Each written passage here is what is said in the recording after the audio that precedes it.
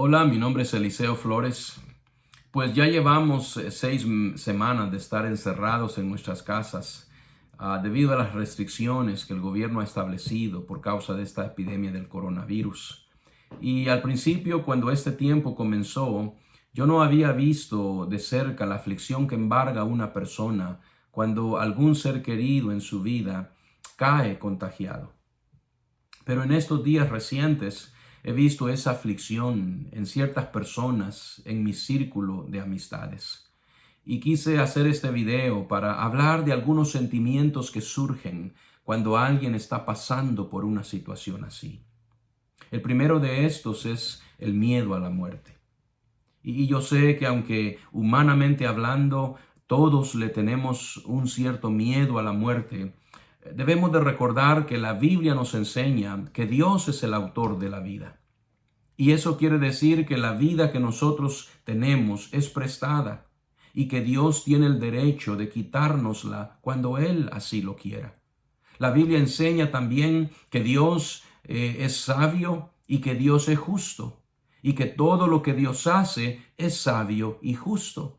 Y nosotros los creyentes en Cristo, aquellos que hemos puesto nuestra esperanza de salvación en Jesucristo y hemos creído que Él es nuestro Salvador personal, nosotros debemos de encontrar consuelo en las verdades que la palabra de Dios nos revela para nuestra instrucción. Y ahí se dice que para Dios la muerte de sus hijos es estimada y que el creyente no debe de temerle a su propia muerte. Y aunque humanamente hablando haya tristeza, porque es lógico y correcto que haya tristeza en el corazón del hombre por la pérdida de algún ser querido, también el creyente en Cristo debe de saber que puede experimentar gozo, porque la Biblia dice que cuando un creyente muere, pasa directamente al paraíso celestial a estar con el Señor Jesucristo. Es por eso que frente a la posibilidad de la muerte o frente a una situación en que la muerte se acerca a la vida de nosotros, el creyente en Jesucristo puede recordar el hermoso pasaje del Salmo 23, el versículo 4, cuando dice: aunque ande en valle de sombra de muerte, no temeré mal alguno, porque tú estarás conmigo. De tal manera que la presencia de Dios con el creyente es el factor decisivo para que el creyente, aunque experimente alguna clase de tristeza por causa de la cercanía de la muerte o por la misma muerte, el creyente puede tener victoria, consuelo y fortaleza porque sabe que Dios está con él o con ella en todo momento. Y ya sea que sea en esta vida física o que sea en la siguiente vida después de la muerte, el creyente sabe que Dios está con él, porque la Biblia enseña que Dios está con su pueblo, no importa la circunstancia en que esté pasando. Además, el apóstol Pablo, debido a esta promesa que Dios nos hace y debido a que Dios está con nosotros y debido a que Dios sabe que vamos a pasar por situaciones difíciles humanamente hablando, el apóstol Pablo nos recuerda y nos dice que Dios no nos ha dado un espíritu de cobardía, sino de poder, de amor y de dominio propio. Eso quiere decir que dentro del creyente mora una persona divina de poder para ayudarnos a enfrentar esas situaciones difíciles de la vida y nos ha dado un espíritu de amor para que dentro de nosotros experimentemos la intimidad con Dios y un espíritu de dominio propio para aprender a dominar nuestras emociones y aunque sintamos tristeza y experimentemos tristeza y aún el temor esté cerca de nosotros, podamos superar esos otros sentimientos con una plena confianza de que Dios está con nosotros y por lo tanto no le tendremos miedo ni a nuestra muerte ni cuando la muerte llegue a algún ser querido. Segundo, seguridad de nuestra salvación. Mire, la Biblia enseña que aquel que ha sido regenerado por el Espíritu Santo y que por ello ha nacido de nuevo en Cristo, puede experimentar certeza y seguridad de su salvación y que esa certeza de su propia salvación se basa en la promesa de Dios. Esa es la razón por que el creyente en Cristo puede no temerle a la muerte, porque sabe que al morir va a pasar al paraíso celestial para unirse con su Señor, nuestro Señor Jesucristo.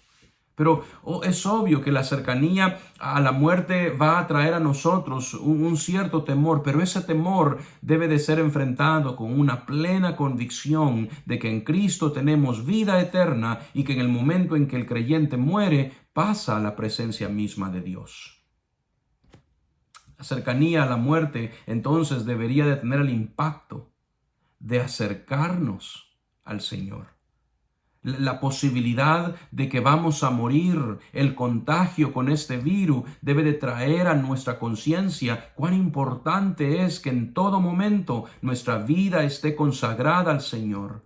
No más vivir un cristianismo descomprometido, no más vivir un cristianismo superficial, sino todo el contrario, que cada día nuestra vida esté plenamente consagrada al Señor para vivir en los propósitos de Dios, sabiendo que solo tenemos un número específico de días y cuando el último de esos días llegue, enfrentaremos la experiencia de la muerte y por lo tanto necesitamos vivir cada día plenamente consagrados al Señor, amándole por encima de todas las cosas y no estar ocupados con tantas cosas de esta vida terrenal, sino plenamente convencidos de que estamos aquí con un propósito y no vamos a perder ni un solo momento para otras cosas, sino para estar plenamente consagrado al Señor a raíz de saber que a pesar de la muerte, al creyente lo que le espera es una gran salvación, porque la promesa de Cristo, aquel que cree en Él como su Salvador personal,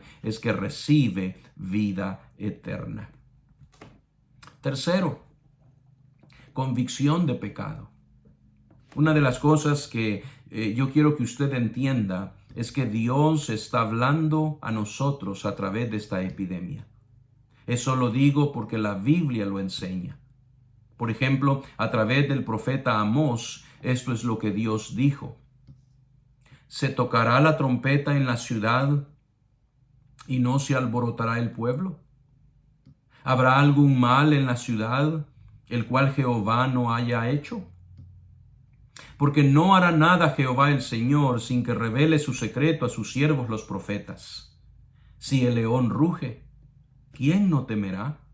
Si habla Jehová el Señor, ¿quién no profetizará?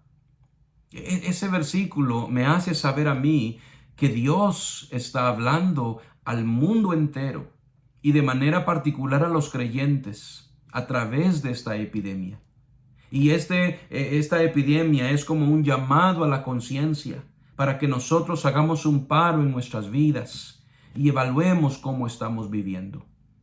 Y podamos observar con claridad si estamos viviendo una vida distraída de los propósitos de Dios, o si hay caminos torcidos que hemos formado en nuestra vida personal que no van de acuerdo a los propósitos que Dios ha establecido para nuestras vidas. Que esta epidemia no la veamos simplemente desde una perspectiva de salud, de proteger nuestra salud y materialmente hablando, sino que pensemos que detrás de ella hay un Dios que está hablando a nuestras vidas. Hay un Dios que nos está diciendo que quizás nosotros no estamos totalmente consagrados a Él y que no estamos viviendo en los propósitos de Dios porque nos hemos dejado distraer con una serie de otros compromisos y por estar ocupados en ellos no estamos ocupándonos del llamado que Dios nos ha hecho para dedicarnos a las obras de Él, para cumplir los propósitos de Él.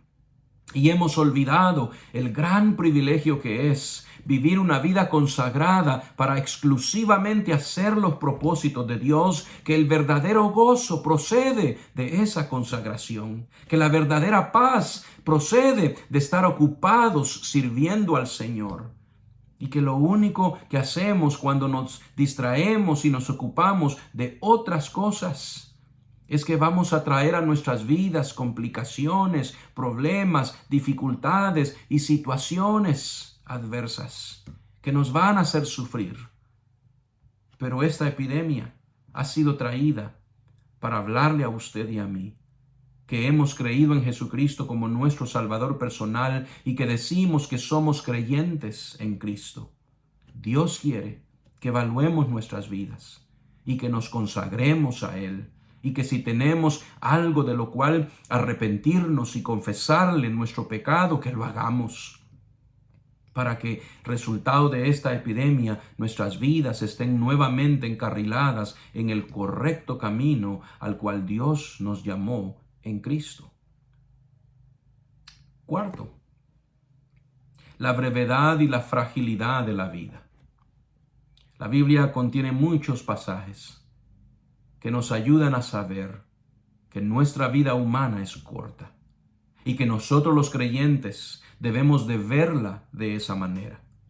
Y que el propósito de verla de esa manera es para que sepamos que nuestros días están contados y que Dios nos ha dado un número específico de días de vida aquí en la tierra para que nos dediquemos a las cosas que Dios nos ha encomendado. Y que cuando el último de esos días lleguen, Dios nos va a llamar a su presencia, y aunque no sabemos las circunstancias en las que Dios nos va a llamar, nuestra muerte vendrá y significará el fin de nuestras vidas para pasar a la vida con Él, como es su promesa a los que han creído en su nombre y viven perseverando en la fe de Jesucristo. Pero entonces hay que pensar en esos pasajes. Por ejemplo, Santiago dice, porque ¿qué es vuestra vida? Ciertamente es neblina que se aparece por un poco de tiempo y luego se desvanece. Note usted cómo ve Dios la vida del ser humano como neblina. Y usted sabe cómo es la neblina. Hoy está y unos segundos o minutos después ha cambiado, ya no está. Job expresó esto cuando él dijo, acuérdate que mi vida es un soplo. ¿Cuántos segundos dura un soplo? Muy escasos. Para que usted y yo entendamos que nuestras vidas son cortas, nuestra existencia en esta tierra es tan corta, y no solo tan corta, pero es tan frágil, porque ninguno de nosotros sabe si mañana vamos a estar con vida. Hoy pudiéramos estar llenos de vigor y energía y salud y mañana morir.